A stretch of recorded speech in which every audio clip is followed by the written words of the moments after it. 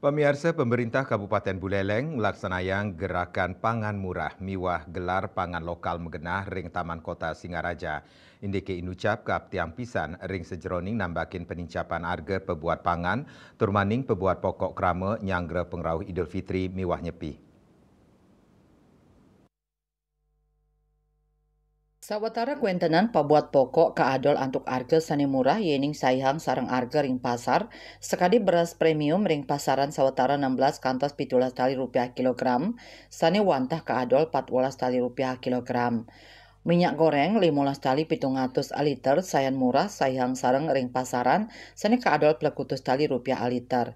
Bupati Buleleng Inyoman Sucidra Nungkesang parikrama inucap wantah pinaka silih tunggil pangupaya pemerintah untuk wantu kramo molihang pangan murah ring tengahing pengarga saninyan sanincap.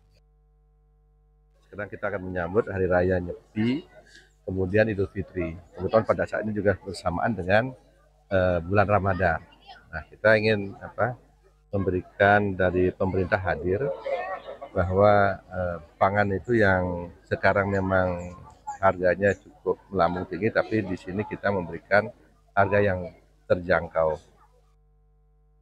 Sucidra ngaptiang acara inucap nenten wantah sidang wantu krama ring sajoning nagingin pabuat pangan. Nyangre rahinan nanging talor nincapang rasa eling ring kuentenan konsumsi pangan lokal sepisanan ngukuhang ketahanan pangan ring Kabupaten Buleleng.